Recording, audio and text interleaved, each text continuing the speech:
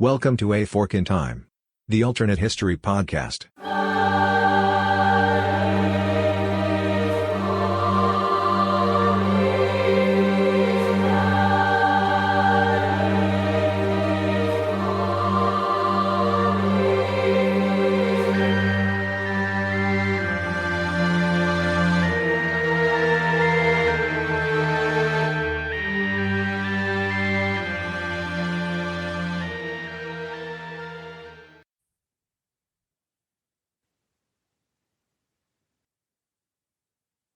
Welcome back to A Fork in Time, everyone, the alternate history podcast. This is Dylan once again in the host chair of the What If Machine. And today I have two fine gentlemen with me. We've got Evan Buck, all the way from California.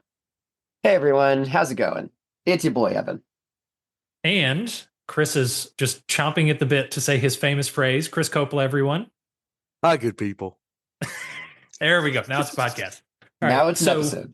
We're going to take a break from sort of our relatively modern history that we've been doing lately, and we're going to go back in time. We're going to go back to the halcyon days of the Roman Republic.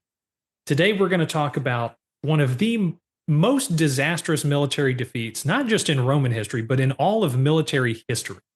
We are talking about the Battle of Carrhae and what happened to Crassus, the richest man in Rome. Just a quick background of sort of where we're at in history.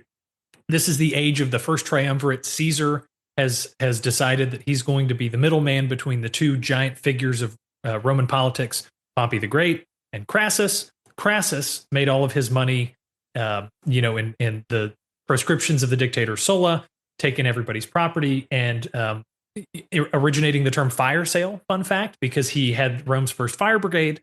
And when there was a fire, he would buy the building that was on fire and buy all the buildings around it for dirt cheap because he was the one that could put out the fire. And if they didn't sell, he wouldn't put out the fire. And then he would immediately, he was basically the first HGTV guy, but with much less pleasantness about it because he was just essentially robbing people blind with the threat of fire. And that's how he made all his money. At one point, at the height of his fortune, he had, I think, the equivalent of about $160 million in today's money, which is impressive for a time where there is literally no such thing as a bank. I just imagine a literal dragon horde in his house that he just kind of bathes in like Scrooge McDuck. But anyway, in the late, how do you say it? If it's BC, would it be late 50s or early 50s BC? I always get the descriptions backwards. But anyway, in 53 BC, Crassus decides he's feeling a little left out. Pompey famously destroyed all these pirates. He's got all these rich, fancy client states. He's had all these military victories. Caesar has just conquered all of Gaul in the glory of Rome. Crassus, as rich as he is, he's feeling a little left out. So he decides... Like his last major military victory was against Spartacus, a literal slave revolt in 71 BC. So he doesn't have anything going on for a while. Yeah, it's 20 years since he's really been in the military minds of the Roman people. And this is a people who are all about celebrating military victories. So he decides to go behind the Senate's back and go after the juicy former territory of Alexander the Great in the Orient, the Parthians, who control most of what we would understand as sort of ancient Persia today. He lands in Syria, where he's the governor, takes over the governorship, and decides instead of a kindly offer from the king of Armenia to go through his territory, which is much more pleasant than basically anything between the mountains of Iran and the Mesopotamian river delta, he decides he's going to pull a Guy de Lusignan from Kingdom of Heaven and just march 30,000 Romans through the desert with not much water, no supplies, in heavy armor, and he sees no problems with the strategy whatsoever. The result is the single greatest catastrophe, I think, in the entire history of the Roman military. 20,000 Romans are dead, 10,000 Romans are captured, and at the ceremony, the Parthians offer surrender terms to Crassus. Their offer is Rome retreats back to Syria, abandons any pretense of claims of any territory on the Parthian side of the Euphrates, on the eastern side of the Euphrates River, and they'll let the 10,000 captives go. In our timeline, at this surrender ceremony, one of the Parthian commanders the ceremony, they're all riding in, the Romans and their horses and their centurions with the flags and everything, blah, blah, blah, blah, blah. They're standing around getting ready to start the peace negotiation. And one of the Parthians grabs the reins of Crassus's horse. The Romans don't take kindly to this. And one of the Roman centurions pulls his sword out and starts slashing.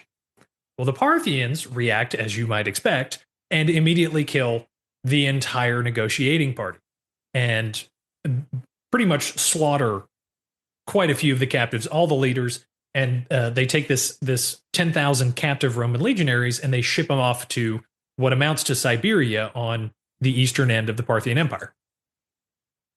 Today, we're going to explore what if that didn't happen. What if these peace negotiations went forward, this violence didn't erupt at the negotiating table, and what happens if Crassus survives? And what does that do to this super fraught period of the late Roman Republic that leads into the Roman Empire? Because Crassus's death is one of two really big dominoes, along with the death of Pompey the Great's wife, Caesar's daughter Julia, which was really the tie that brought them together. This is the other domino that basically completely shatters the balance of the First Triumvirate and directly leads to the collapse of the Roman Republican system in the civil wars of Julius Caesar. So with all that out of the way, first we got to figure out, okay, if they survive the peace negotiations, what do the peace negotiations actually look like? Do we think that the Parthians are going to let, if they accept their demands, let Crassus and all 10,000 guys go? Are they going to start going back and forth? What do these peace negotiations look like? If Crassus is at the table, and what are the Parthians and what are the Romans going to accept in terms of peace negotiations here? So first things first, keep in mind that Crassus is a very egotistical individual, as we've already established. He's trying to seek out glory. He's trying to seek any way possible to get something good out of this. He almost had to be literally dragged to these negotiations by his legion that remained, or else they were going to mutiny on him. So Crassus is already someone who is not a very willing negotiator. And secondly, the Parthian demand is essentially, we'll let you go if you leave us alone. And, basically promise us, pinky promise, you won't do this again. We've already beaten you down pretty bad enough. We kind of feel bad for you because our cavalry totally obliterated your heavy military units. So we'll just call it a day. Do we think that Crassus, somebody who is not so much greedy for himself personally, because as we've established, he's a very rich individual. He's comparable to an Elon Musk or Bill Gates of Rome. Do we think that someone as greedy as he is, both in terms of, money for Rome and for glory, is going to accept that term? I am not sure that he would. So would that mean that we have Crassus and 10,000 troops, or maybe just part of the troops, being held captive, which I think is a very interesting scenario? Yeah, I think the Parthians are definitely going to be wary because they've already had some antagonism from Rome, and they've been kind of playing around on their eastern back door in terms of messing with the client kingdoms and stuff like that. I think the Parthians would at least realize that probably giving some Roman soldiers up in terms of letting them get back to Roman territory is probably good in terms of, not inviting a Carthage situation. They don't want to invite the wrath of Pompey's client states. Yeah, they don't want any more salt. Let me put it that way. Yeah. I do think if Crassus is as obstinate in the negotiations or in the aftermath as he was in getting there, I think it's certainly at least plausible, at the very least, out of sheer annoyance on the Parthians' part with Crassus, if not, some more strategic ransom ideas, for them to keep a hold of Crassus, put him in house arrest in Baghdad or one of the other big cities of Parthia, and just kind of hang on to him as a bargaining chip. Same with some of the Romans, because obviously they want to have some chips, and half doesn't seem like an unreasonable number for them to, sort of let go back to Rome without he's a pretty antagonizing. massive bargaining chip. Let's keep it real. He is the richest man in Rome. He's one of the three of the Triumvirate. Like, this is about as valuable a hostage as you could have. Yeah. And let's not forget the Parthians also famously in the battle took the battle standard, the eagle of Crassus's legions, and that was a sore spot for Rome for the next like 300 years trying to get that back. So they definitely have some chips to hit Rome in the pocketbook and in the pride if they want to decide to start, moving chips around and actually bartering in terms of crafting a negotiated settlement. So we want to say, they keep Crassus and they keep some Romans in the standard, and or maybe they give the standard up as with like 5,000 that go back to Syria, maybe something like that. That's certainly a possibility. I also think another thing to keep in mind as well is this war was not really sanctioned or endorsed by the Roman Senate, just like Caesar's Gallic adventures, which we'll be talking about, I'm sure, later in a few minutes, was not also technically officially sanctioned. So we're going to have Crassus, who is already obstinate in getting to the table, and he, I don't think, is going to necessarily want to face whatever the Senate has cooked up for him when he gets back home. So maybe he negotiates for half of his 5,000 of his soldiers to be let go as a preliminary ceasefire and stalls when it comes to the formal peace negotiations. Yeah. I think that's a very Crassus-like move. Yeah. Yeah. Especially because he's going to want to see how the Senate is going to react to a defeat of a Roman legion, whether or not it was sanctioned or not. The Senate is, even if they didn't really like it in the beginning, they've forcibly been dragged into the fight now, at least in some sense. So there's very much going to be, the Parthians are going to know it. Crassus is going to know it. There's very much going to be some discussions in the Senate of, okay, what's the Roman reaction to this? So yeah, and this is, assuming, I think we all agree that this is probably how this is going to go down for a little bit. We essentially have a little bit of a forced settlement stalemate that we have going on. We have Crassus in Baghdad, we'll just say. How does Caesar and Pompey react to this? Are we going to have, cheers, loves, the cavalry's here, in trying to free him? What do we think on that? So I think the first priority of the Romans is going to be making sure that Roman Syria and some of the client states of Anatolia are, I'm going to use the phrase taken care of, and not meaning necessarily beneficially. They're going to want to make sure that they can avoid any other kingdoms in that area getting any funny ideas. So I think they'll probably, immediate term, have those 5,000 guys stay in Syria. They're already acclimated. Have them be, they're going to have to get re-equipped, recover all that. They're going to station them in Syria and then start moving pieces around the board, while Caesar and Pompey figure out and the Senate figures out what the reaction is going to be. I think the immediate reactions, those 5,000 guys get posted in Syria as a defensive guard. The commander, I think, is an interesting choice for who they decide to do that, because now you have a governor of Syria who has to be figured out.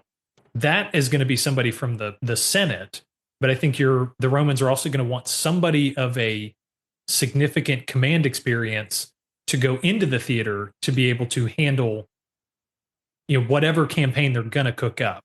So I think probably the biggest thing we've got to figure out is who among the sort of Roman playing card deck of politicians and generals is that going to be that gets shunted over to this theater to prepare for what's probably going to be eventually a pretty big retaliation against Parthia. Do we have any ideas? So the one thing I do want to talk about before we get into who is going is I don't think we've really touched on the relationship with the other triumvirs. Mm-hmm. Caesar is just at the end of his Gallic campaign. Yeah. Yep. So that's kind of dying down. Funny story, that's about to get a little more complicated. We have the benefit of our timeline knowing that's about to blow up. Yeah. But Pompey, even though he kind of made his bones in the East, one, it's still an alliance between Caesar and Pompey. It hasn't fractured yet. And the other thing is, Pompey has a very specific job, which is to stay in Rome and stage manage all of the senators that are allied with the Triumvirate. The Triumvirate is not the government of Rome. They are I would say they're the governing coalition of Rome. And there are major players in the Roman Senate that are opposed to the Triumvirate. And at this point, Pompey, even though he has a lot of connections in the East, even though he is a much more capable commander, I don't really think he abandons Rome because he needs to be on the scene. Mm-hmm. He needs to be there to keep Rome organized. So Mark Antony, for most of us know what he's about, what he would become, but right now he is Caesar's number 2 in command. He's an experienced commander, and while Caesar is mopping up in Gaul, because by the way, thinking about Crassus' big campaign, in the Roman mindset, glory comes from sacking a city, not from putting down the remnants of something.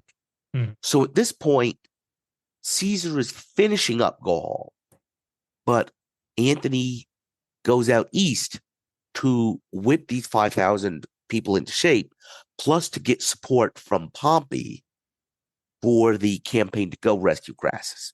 Does that make sense? Yeah, because Pompey's entire client base and quick, super short explanation of how the Roman political patronage system works is Rome really only controlled directly the Italian peninsula, kind of North Africa where Carthage formerly was, and some of the Adriatic coastline. Everything else, putting aside Caesar currently rampaging through Gaul, everything else, and their governorships in Spain that they also took from the Romans, that's all been settled by now. Everything to the east is all client states. And the way that Roman political patronage works is the clients are not the clients of the Roman government. They're clients of the particular individual who got them to swear loyalty. So all of these kingdoms in Upper Greece and Anatolia, they are directly loyal, not to the Roman state, but to Pompey. So he's the one, the Senate can't just send a dude with a scroll and say, hey, go give us some soldiers, and post them down in Syria and get ready for something. Pompey's the one who has to directly send representatives because the kings owe him.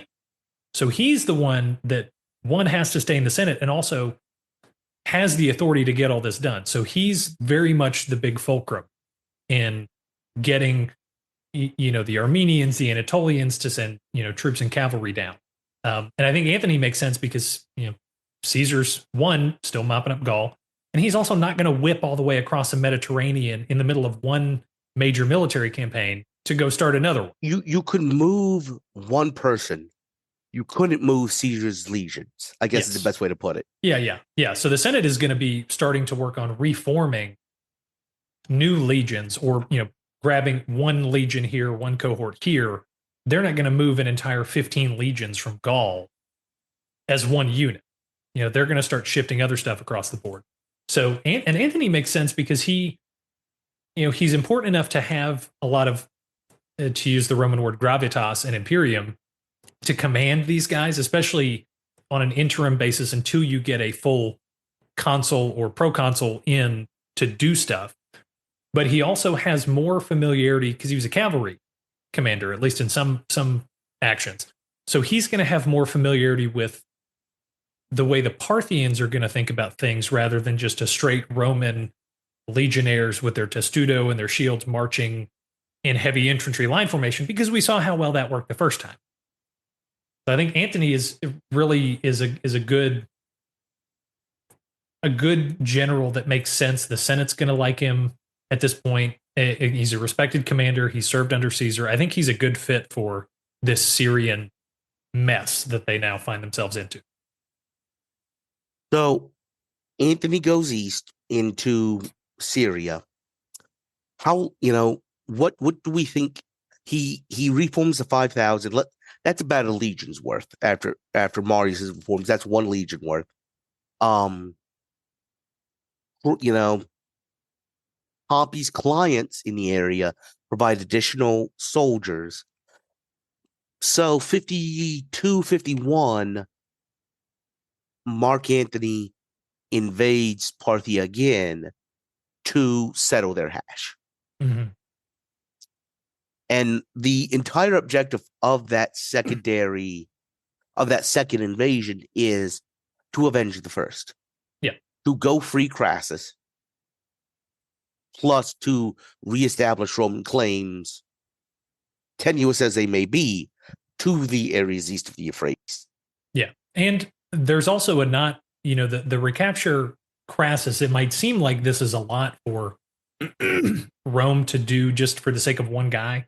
But you also have to remember what Crassus's position was in the Triumvirate and also the Roman political system. Crassus, obviously, we talk about how much money he has. He was very good at making money, and he was very good at supporting other people that made money. And in the Roman system, that was the equestrian class. And at this point in Rome's history, the equestrian class has a very, very important function. Crassus is the one who, in the Triumvirate, was making sure that the equestrians got and kept all of the tax collecting contracts for the governorships, the territories, and the client states. And basically, the way Roman taxes worked is those contracts you promised. It's kind of like modern bids for construction and anything else. You bid what you're going to collect for the Roman Senate, and then they didn't care what you did to get it, and they didn't care how much extra you collected as long as they got their cut. So these equestrians are getting very fat off of these contracts with the Roman Senate. So Crassus is the link between the equestrian class and the Senate in terms of the stabilization of their tax revenue. So they are going to want to get him back. Maybe not in the long term, they're not going to be super happy with him, but for the sake of the status quo and keeping the bread going into Rome, so to speak, they need him back to smooth things over and make sure the equestrians are in line. Plus the 2 legions. Well, plus the 2 eagles. Plus the 2 eagles and all that. There's the combination of sort of the idealized, Roman restoration of military virtue, but also it's just the cold hard cash can't be ignored either. In terms of, how long do we think that campaign takes? We're saying, does he starts it in 52, 51? Does he finish it within a year or two? Like 50, 49? 49. Because this is back in the days 49. When you could win a campaign off of just a couple of big military battles. It's not, like the current occupation forces in sort of modern military. In that very region. Yeah, exactly. Ironically enough. So Antony conquers Parthia, restores the Eagles in 50-49, which are very important years in our timeline for this sort of region. He gets a triumph in Rome. He brings whoever the king is of Parthia at the time. Does he fully defeat the Parthians, or does he rescue Crassus and come to an agreement? I think it's a rescue maybe that's agreement, the better. And here's why. Here's why. In our timeline, Caesar later tries to get revenge for all of this, and the results, I'll just be charitable and say they're inconclusive at best. Yeah. We got a lot of garbage going on, like in a lot of different theaters. And so I think the primary focus really, I think, for the Romans at this point is let's extract our guy. Let's get him back. He's important. The Parthians, they can do what they want because they kind of kicked our butts. So let's just kick him back, bring our guy back. But I think there's other bigger fish to fry for both the Senate's sake and the Triumvirate's sake. I mean, this started with Crassus losing the first battle. Yep. Mm-hmm. So I think if Antony wins one battle and has very limited war aims, I don't think the king of Parthia comes back. It's tit for tat, I feel. Because remember, like, Parthia is basically Iran. It's largely Persia. You can't occupy that with what he's going to have on hand. Mm-mm. Yeah, no. Nope. And I don't think This is where we're sending 15 legions over from Gaul, and that would be a horrible idea. And you're not even looking at Under most circumstances, trying to invade Iran with a limited force is a bad idea. Please tell me somebody's out there listening to this. Anyway. Yeah, and I think it's certainly, I don't think, going to be even significant enough of a victory to where Parthia enters into like a client state sort of relationship, anything like that. It's just not. So. This is a peace among equals. It's just going to be cut and dried.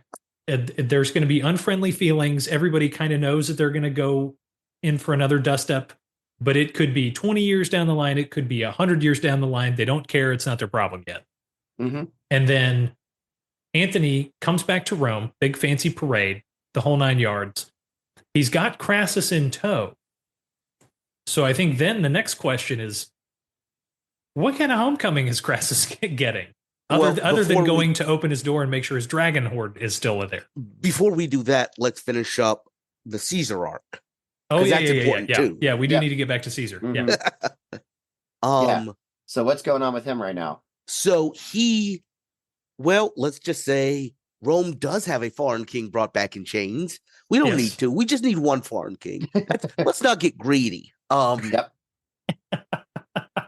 Basically, Caesar, I teased it a little bit. One of the other reasons that it would get really dangerous if Rome tried to send the entire force from Gaul over is this is 52 BC when Antony is kind of reforming and starting his campaign against Parthia.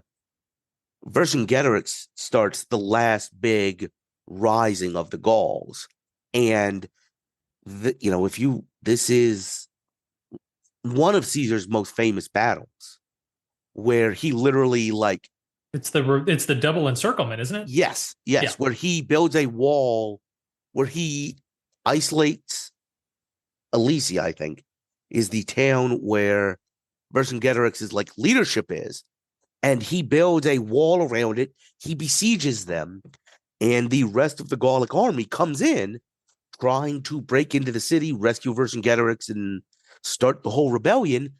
And Caesar builds a double wall. He's got one wall facing in, one wall facing out, and he's basically stuck in the middle. And he somehow winds up winning that situation and captures Vercingetorix and brings him back to Rome in chains as the conquering hero. The other point I want to make sure we all know about is this. Caesar's daughter dies around this time, and that is 54, I think. Yep. And that's the link between Caesar and Pompey. And Pompey. Mm-hmm. Now we've got Caesar, who actually won. We've got Crassus in disgrace, and we've got Pompey, who has been getting friendly with the senators of Rome.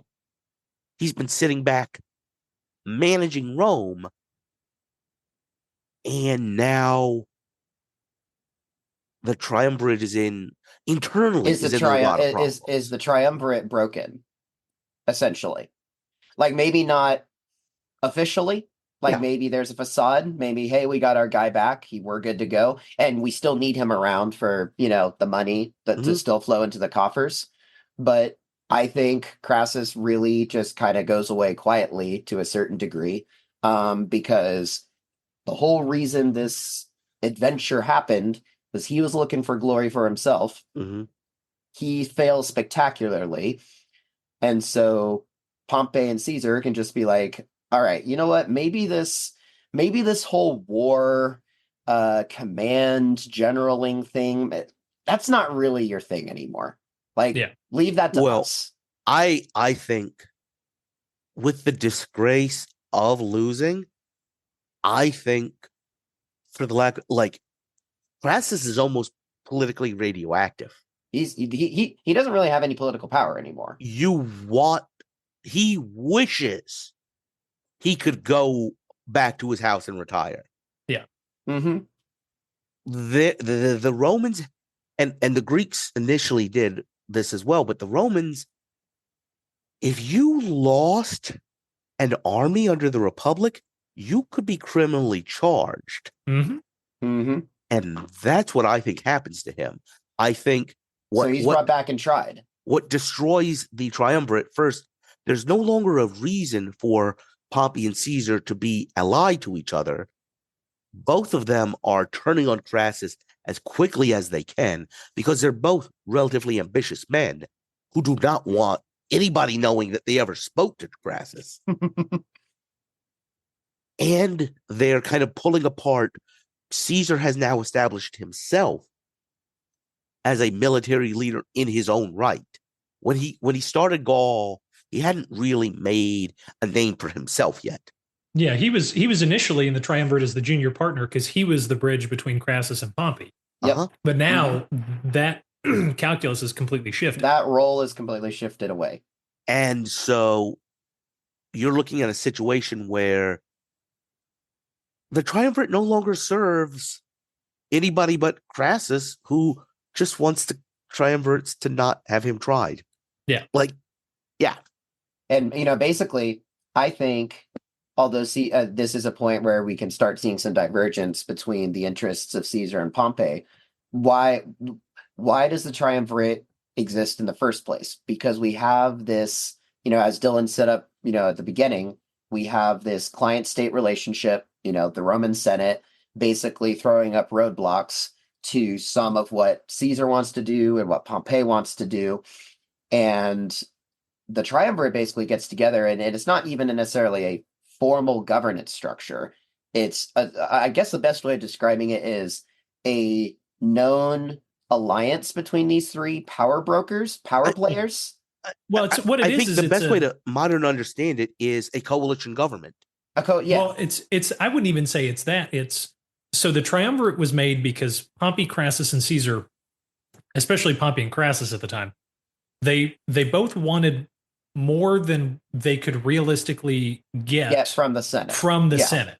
So what this really amounts to is, to kind of pick a couple of political names out of a hat, not to be political, but to give you an idea of the figures like the level of figures we'd be talking about.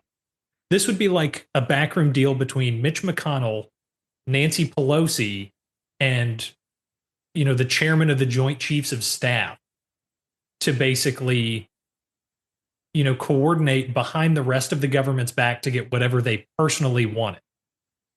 That's sort of the deal that we're talking about here. So in other words, I'll scratch my back if you scratch yours. Yeah, So and they have so much power, they can override the Senate. They and their special interest groups can get what they want. Exactly. I have never heard of things like that happening in my life.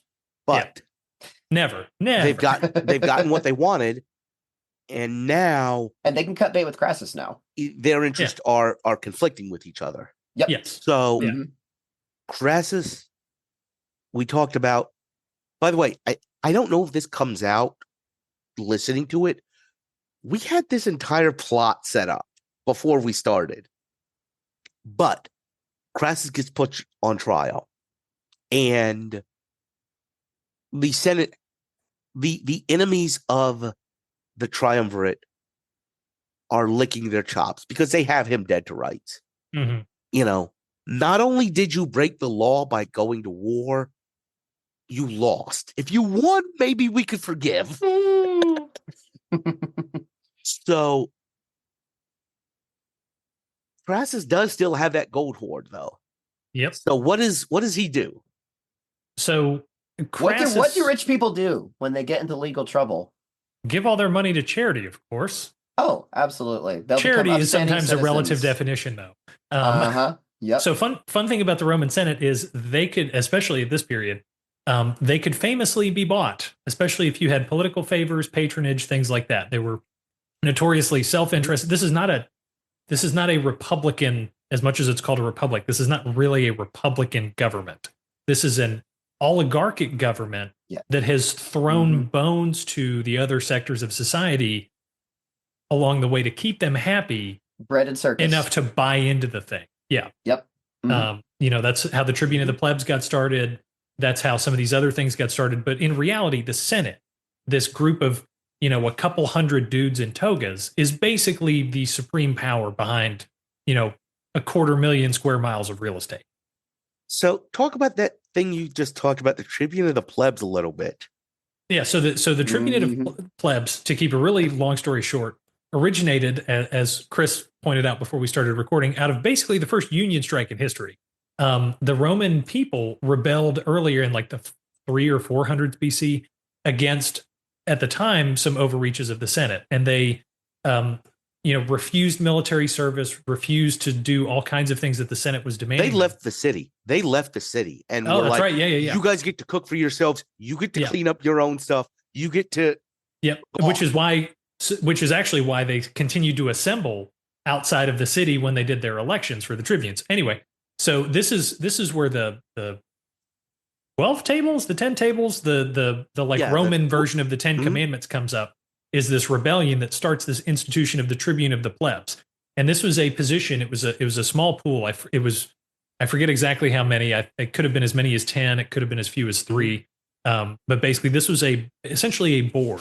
Funny story. Roman history is written by these senators, so they don't actually pay attention to the plebs. They don't pay attention to the tribunes. You read about it, and they never talk. They always paint the tribunes out to be terrible people. But you'll also hear vastly different things about what power and how many there were. Yeah. But basically, the tribunes, had the authority to, their responsibility was to represent in the Senate. They were functionally senators in terms of their political power. They just weren't in that class. But they represented the wishes of the people in decisions of the Senate. And importantly, they had veto power to a certain degree. They could actually veto certain things for the Senate. And also importantly, tribunes were sanctified, or they were sacrosanct, essentially. A tribune could not be killed for his actions in position of the tribune, or he actually could not even be killed within the bounds of Rome. He could not be tried by the Senate. Yeah, sorry. Yeah, the Senate couldn't essentially take action against him for his actions, and couldn't kill him. Couldn't be hostile towards him, because that's how Mark Antony plays it to Caesar in our time when he's tribune. So the Tribune of the Plebs is this very important position that has to be dealt with, but it also has requirements on it. Not just anybody can be a tribune. You have to be one of the common people. And technically, I think equestrians could do it too. But you couldn't be a member of this blue-blooded senatorial class to be a tribune of the plebs. So we have to figure out what they're going to do. So where are we going with this? Why are we bringing all this up? Yeah. Crassus has money. And if there's one thing plebs like, it's money. And bread. And circuses. They can buy with money. Yes. And if Crassus has his back to the wall and has been abandoned by his political friends, if he were to throw that money around and get himself elected as a tribune, he can then pardon himself. He can stop himself from being tried for the Parthian War. So he does. And I think we said that probably doesn't go over well. Yeah, I have to imagine Cicero, the lion of the Senate, is going to have. By the way, in our times, Cicero is the best lawyer. That's just who he would have gotten. He wouldn't have bought himself political office. He just would have bought Cicero. No, Cicero would not have done it. I was going to say, I don't think Cicero on principle would do that. Cicero would have been screaming from the rooftops when the Senate found out about it. That's just you as a lawyer pretending you have values. No, okay. Shots fired. Ooh. You better be happy I'm not a trial lawyer, otherwise I might get mad at that. No, but Cicero, because he got invited actually to, there's all these stories of how he got invited, or they thought about inviting him to the First Triumvirate, which would have made it a quadrumvirate or something. But he didn't he refused or didn't take it seriously because he placed too much faith in the institution of the Roman Senate. So I think if Crassus pulls this move and becomes tribune of the plebs, he is going to be number one on Cicero's rhetorical hit list. He's going to be making speeches. It's like I forget the name of the guy, but the guy in the Carthaginian Wars, when he would open the Senate, he would literally start and end every speech in the Senate with Carthago delendo est. Carthage must be destroyed. Every single day in the Senate. This is Cicero's Carthage. You're thinking about Cato the Elder. Thank you. Cato the Younger, his, I want to say, grandson, is in the Senate right now and is kind of the leader of these very conservative people. Number two, for those of us that took Latin in high school, we probably remember the Catilinarian conspiracy. Yep.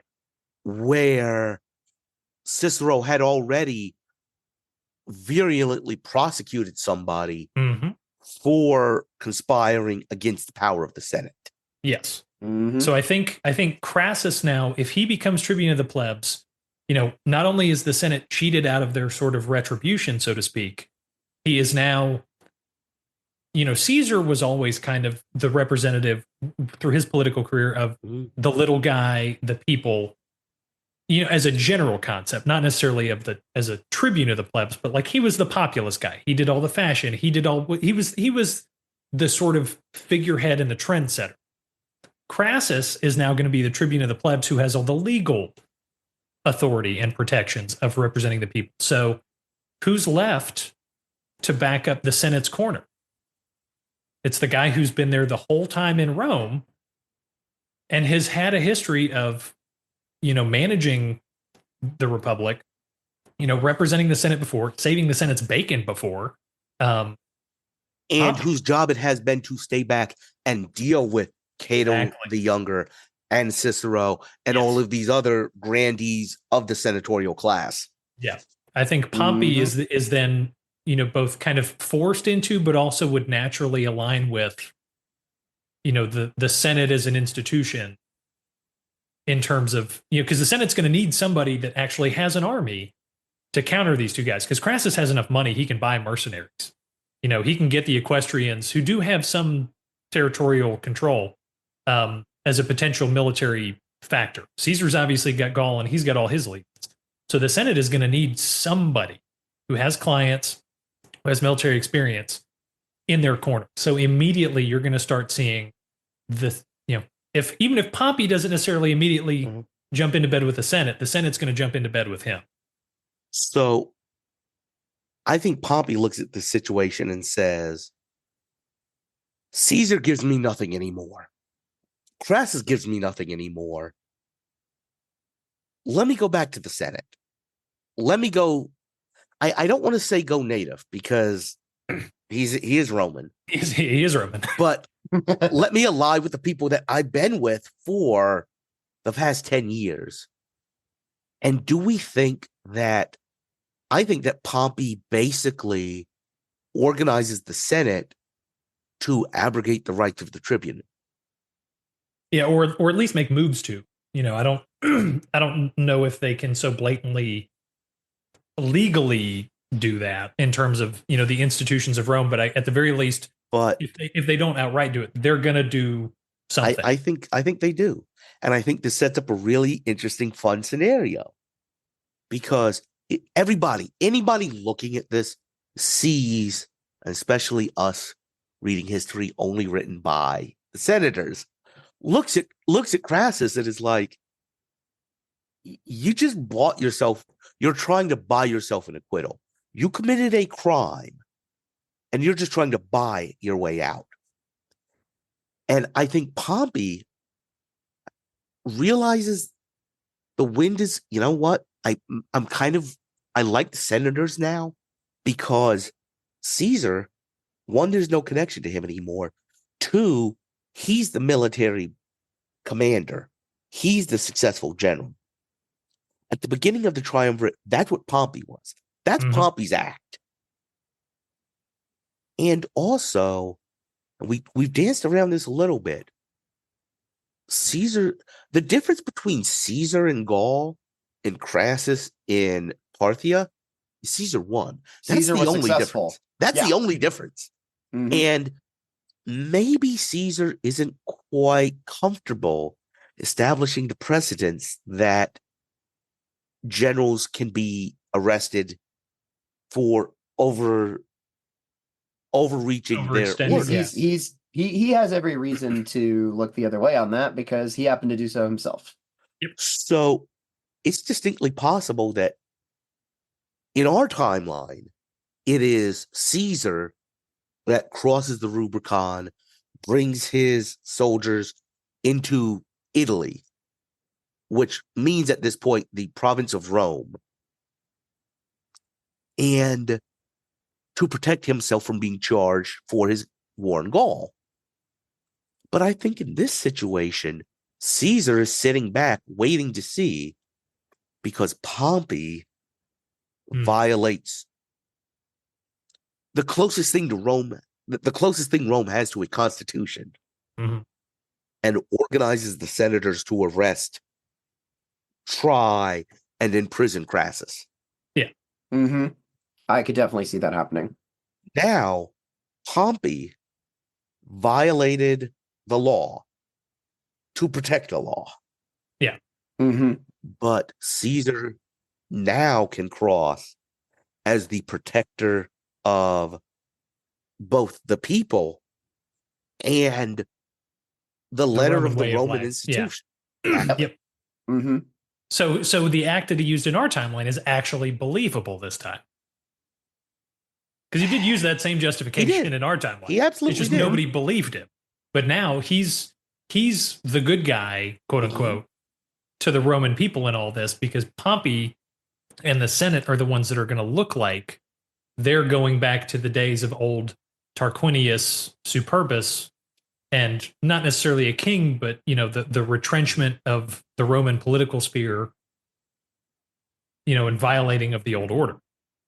So then, and let's not forget that we have in precedent for our own timeline, we have Pompey having a little bit of a megalomaniacal streak to him, don't we? Yes, Pompey. And so with this in mind, we have Caesar basically, like we just established, defending the people, defending the rule of law, defending order, able to cast himself against, well, obviously Crassus and what he did, being pretty blatantly crass. And we have the other forces of what's going on with Pompey, who, even though he's allied with the Senate and even though he is kind of become their standard bearer, as we discussed, in our planning before this episode, he might start doing some things that start concerning the Senate about his true ambitions, doesn't he? Yep, because he's already had a track record of it. He already has a track record of it. He already has very high ambitions for himself. So, what do we think? And this is what I posed as just an open question in the prelude to this recording. Do we possibly see not Caesar being the one who in our timeline is seen as a usurper and seen as someone who directly threatens the interests of the Senate, which in the timeline we're creating, he still does. But do we see the Senate eventually turning on Pompey and we see an Ides of March on Pompey instead? Well, I think the important question is, the Ides of March happens in our timeline after the end of the Civil War, after Caesar has defeated Pompey in the senatorial forces. Yep. I think in this timeline, we've just set up the Roman Civil War. We set up a new Roman Civil War where it is Pompey. There are senators that are there are more senators, I would argue, that are pro-Caesar, but there are still some that support Pompey because they see how guilty he was. And I think we do have another civil war. And I think that is how Pompey meets his Yeah, I was going to say I think it's like a mirror of the Senate in the historical Civil War, because in the historical Civil War it was initially just Caesar versus Pompey because they both had troops, and the question was whether either of them would stand down their troops. The Senate only after the fighting started shifted over to Pompey. So I think in this situation, I think the reverse is going to happen. It's Pompey, the reverse. Yeah. Initially Pompey sides with quote unquote the Senate, but from his days, being an upstart, like 22-year-old commander, arguably illegally outside of the Roman system under Sulla, he has his mentor was one of the great dictators of Rome before this, who arguably started this whole thing that led into the collapse of the Republic and the Roman Empire back in the 80s. He has a mentor. He has a role. He has a template to follow, and the Senate is going to start seeing that. And I think his ambition is going to grow, and the Senate is going to kind of slowly sidle away and start going to the other camp, and leave Pompey backed into a corner. And I think that the fighting is probably actually going to basically echo how it did in our timeline, because Pompey goes to the east where all of his stuff is. That's where Caesar goes. But now he has the support of the Senate behind him. And it ends up tactically, it plays out the same in the military victory. But Chris, you look like you got something. Yeah, I do, because we kind of talked about ending here. That's what I was just about to say. Yeah. It is about a good episode in. Yep. I'm going to throw out one other thing that we also thought about, which is this. Mark Antony. Yes. We just had him go into Parthia and disappear off the face of the earth while a whole Roman civil war happened. Now, in our timeline, he very much is not off the face of the earth. No. I think that's a good point. I think, we've set up the outbreak of the Civil War. I do think Antony is especially now that he has a whole command under his belt independently. You're right. I kind of forgot about him. I think he's too big a chip for us to not address. Because he's out there. Hey, remember we talked about this. He's got one legion of Crassus. Let's call them Crassans. Yeah. He's got another maybe 2-ish legions, maybe more, of people like you pointed out that are loyal to Pompey or started out that way. Yeah.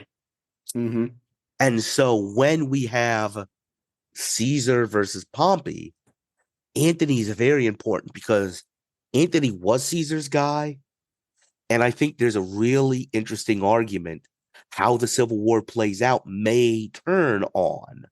Yeah, what happens with Antony? Antony does. Yeah, that's good. Yeah. I think that's a really good place to end things off. And there's one more thing where I need to take us. Go ahead.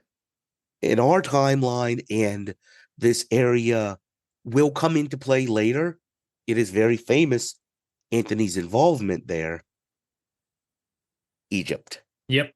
And that's one of the things I was, as soon as you mentioned him, I think that's going to come into play in the Civil War, because that's, now that's going to be Antony's backyard.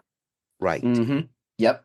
And so maybe Antony and Cleopatra happened sooner and without even a Caesar happening first. Caesar doesn't have to happen first for that to happen. What I'm also thinking, and I think this is going to be kind of fascinating to see, presumably in the next episode, is, what happens to Octavian in the midst of all of this. Yes. I am fascinated to see what happens, but I think we're going to leave that for another day. I had a mental picture before I kind of just quickly spouted this off in the middle of the episode. I was like, oh, what if we have Mark Antony in Syria, trying to go get Crassus, and they send Octavian to negotiate for his release or something. And then I looked at the dates and realized that Octavian was 10 years old. Yeah, Octavian was happening. If you believe imperial propaganda, he basically is like Kim Jong-il. He could have done it. Maybe he could have, but I don't know. And then gone home and invented the cheeseburger and scored a perfect round of golf. He is 19 in our timeline. Now he's prime military command so age. Now at this point, go ahead. No, please. Well, so I was just going to say, we have a Roman civil war going on with I guess we're saying a slightly older Octavian who is now able to legally ? I don't think so. I think it's about the I same don't know time. if I don't know. 49-ish is when this blows up. I don't think it's really going to still be that way. So is Caesar really going to be incentivized to try and set up his paternal nephew, I think it is. Yeah. Yep. That's who Octavian Yeah. is.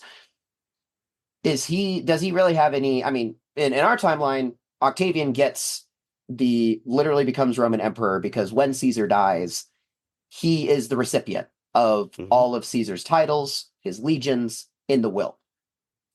Caesar is not going to die yet, for at least for a while. And I think these are things we should probably establish in the next episode, though, with how the Civil War goes. I'm just interested to see what happens and where Octavian ends up in all this mess. But I think we're close to the end. There's one last thing that I need to bring everything back together on. I do think that one thing that Octavian does is catch a record-breaking fish from the Tiber with the reel he bought at the Bass Pro Shop. I knew it. I knew that's where he was going. Knew it. I saw that smile on your face, and I knew it. And I saw Dylan's head go in his hands. I was waiting for it, and he saved it for the very end. Always happens. I mean, that's literally why I threw Egypt into this. We had legitimate reasons. Well, I do think it. Yeah, no, we I have think legitimate reasons. It's going to be a good thing to talk about, but that was a good setup. And then the Kim Il-jung, the Kim Il-jung. No, that was just too perfect. That was easy. No, that set me up. That set you up so beautifully. So I guess instead of the Trojan horse, we have the Octavian Roman horse here that Chris used. I was going to say, Chris just catfished me with that fish that Octavian. No, I do. River. Yeah. Ooh. I think that might be an episode title. I was thinking possible episode title. Crassus catfish. No, Crassus is catfish. Crassus catfish. Oh my gosh. In case y'all ever wondered how we come up with the titles for these, you just found out. Yep. You get a little sneak peek. I do have one last thing I want to talk about. And this is a complete random aside pop culture thing, but and mine wasn't. True. Fair point. Okay. Consider this my rebuttal that has nothing to do with it. So if Crassus doesn't die and the 10,000 Parthians the 10,000 Romans don't get captured, there's this whole myth that's really kind of fascinating to read about if you like sort of weird myths and folklore things. There's this whole myth of the lost Roman legion. And there's a couple different theories of how these guys got started, but this is one of them, is these 10,000 Romans that the Parthians captured. The 10,000 Romans that the Parthians captured got shunted over to the eastern edge of the Parthian Empire, and they settled in a city, I want to say, called Alexandria Minor. One of the less important Alexandrias that Alexander the Great founded. Doesn't really matter which one. It's in the eastern edge of Parthia.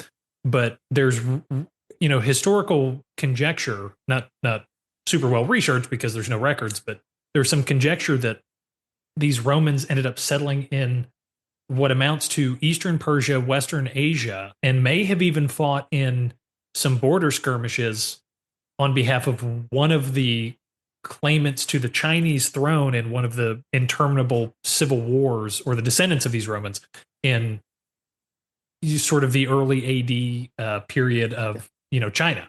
And all that leads me to say is, without Crassus dying, we would not have probably the greatest series of fantasy books written on a bet.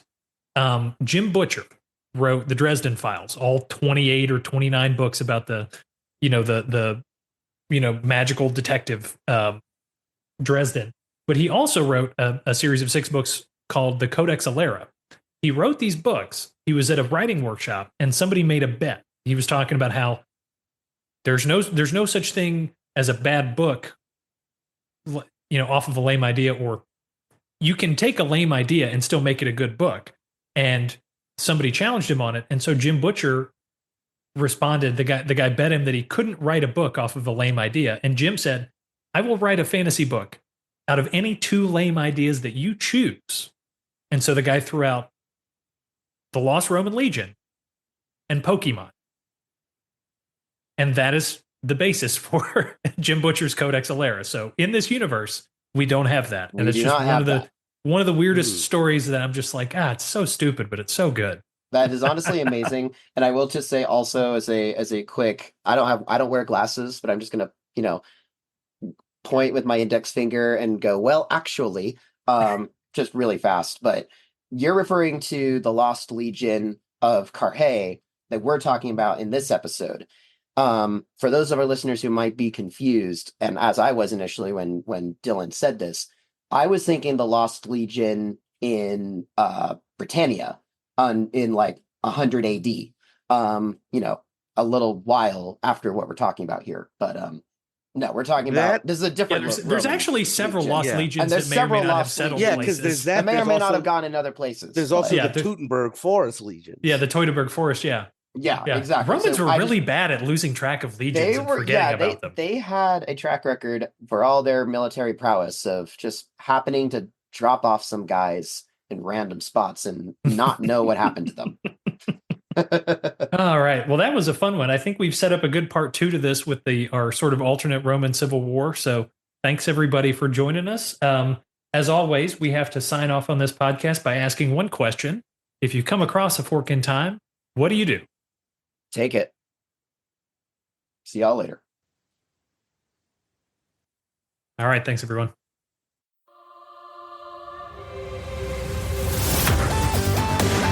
Thanks for listening to A Fork in Time, the alternate history podcast. Learn more and provide feedback by visiting our website at www.aforkintimepodcast.com. Connect to us on Facebook at facebook.com/aforkintime or follow us on Twitter at AFIT Podcast.